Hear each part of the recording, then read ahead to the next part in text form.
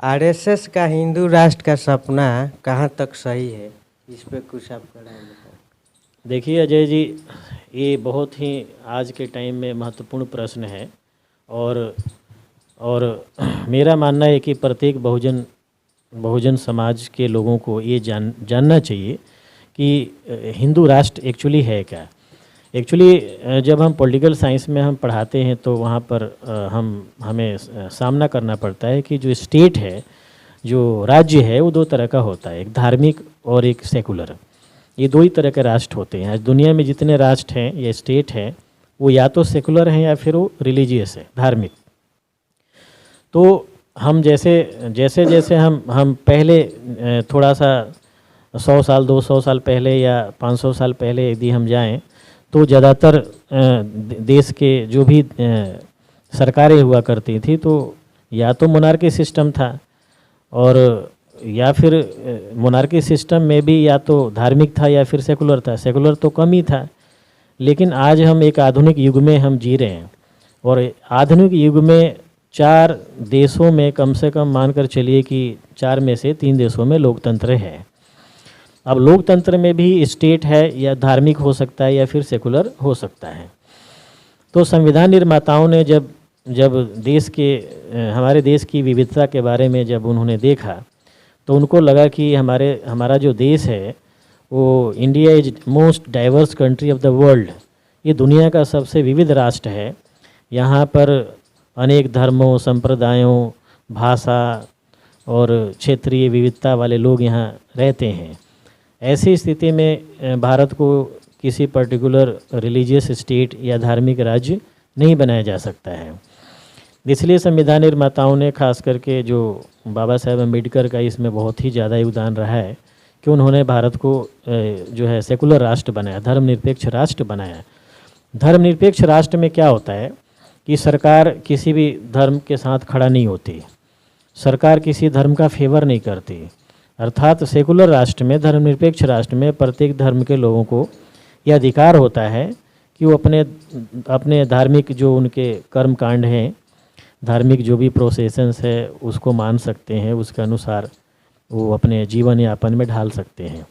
लेकिन जब कोई राष्ट्र धार्मिक होता है, जैसे अभी हिंदू राष्ट्र की बात चल रही है, तो जब रिलीजियस स्टेट हो जाता है तो फिर जो शासक होता है, शासक उस धर्म का फेवर करता है।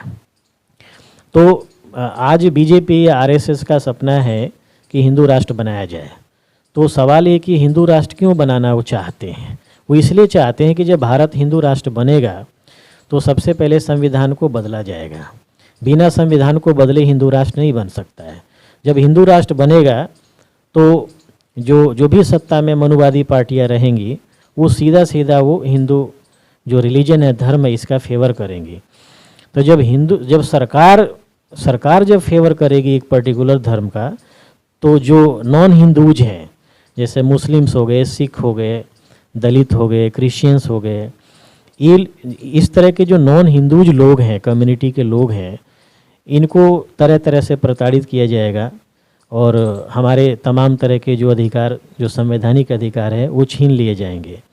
इसलिए एक मनुवादी सरकारों की, आरएसएस का एक षड्यंत्र है कि हिंदू राष्ट्र बनाया जाए, क्योंकि वर्तमान संविधान के रहते हुए वे जो सपना देख रहे हैं वो पूरा नहीं हो सकता है। इसलिए उनका प्रयास है कि सबसे पहले संविधान को बदला जाए और संविधान बदलने के बाद हिंदू राष्ट्र बनाया जाए। क्योंकि जब हिंदू राष्ट्र बनेगा तो जो नॉन हिंदूज हैं, जो मुस्लिम्स हैं, दलित हैं, सिख हैं, ईसाई हैं, ये दूसरे दर्जे के नागरिक होंगे इस देश में। अर्थात इनको वे सारी सुविधाएं या अधिकार जो हिंदूज को मिलेगा, या अर्थात ब्राह्मण, क्षत्रिय, वैश्य को मिलेगा, वो हमें नहीं मिलेगा।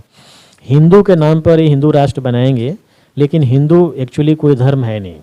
हिंदू राष्ट्र जो है एक्चुअली वो ब्राह्मण राष्ट्र है, जो पुष्यमित्र शुंग ने उस ब्राह्मण राष्ट्र की स्थापना की थी आज से 2000 साल पहले। तो ब्राह्मण राष्ट्र ही चल रहा था 1918 तक। तो अब चूँकि लोकतांत्रिक देश है भारत और धर्मनिरपेक्ष देश है, अब वो जो जैसा वो चाहते वैसा हो नहीं पाता, इसलिए वो चाहते हैं कि कैसे भी करके संविधान को ख़त्म किया जाए और उसके बाद हिंदू राष्ट्र बनाया जाए। और हिंदू राष्ट्र बनाने के बाद इस देश के जो मूल निवासी हैं, जो 85% के लोग हैं, इनको जो है गुलाम बनाया जाएगा और तमाम तरह के अधिकारों से वंचित किया जाएगा। क्योंकि सरकार में हम जो अपील नहीं कर सकते, हम न्यायालय में जा नहीं सकते अगर ऐसा हुआ तो। एक्चुअली इसका उदाहरण भी है। पाकिस्तान जब बना भारत से तो वहाँ 12% हिंदू थे और आज वहाँ 1% हिंदू है। तो सवाल है 11% हिंदू कहाँ गए? तो 11% हिंदू या तो मुस्लिम बन गए, या फिर वो मारे गए, या फिर देश छोड़कर दूसरे देशों में, दूसरे मुल्कों में चले गए।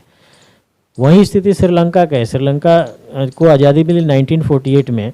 जब आज़ादी मिली तो श्रीलंका धर्मनिरपेक्ष राष्ट्र बना जब आज़ादी मिली। लेकिन 1956 में वहाँ की जो सरकार जो थी, सिन्हाला सरकार थी, तो 1956 में उन्होंने संविधान संशोधन किया और तमिल जो वहाँ 18% है, तो तमिलों को उन्होंने क्या किया, हर तरह के अधिकारों से वंचित किया। तो कैसे किया? उन्होंने बौद्ध राष्ट्र बना दिया श्रीलंका को, और जो 74% जो सिन्हाला है वे सारे बौद्ध हैं। तो उन्होंने बौद्ध राष्ट्र बनाया और जो 18% तमिल है इनको तमाम अधिकारों से वंचित कर दिया। यही सपना आरएसएस का है कि हिंदू राष्ट्र बनाकर 85% लोगों को गुलाम बनाया जाए और इनके तमाम अधिकारों को छीन लिया जाए। तो नमस्कार सर, आप आईना अब तक देख रहे थे। वीडियो अच्छा लगे तो लाइक, शेयर और हमारे चैनल पर नए हैं तो सब्सक्राइब भी ज़रूर करें। धन्यवाद।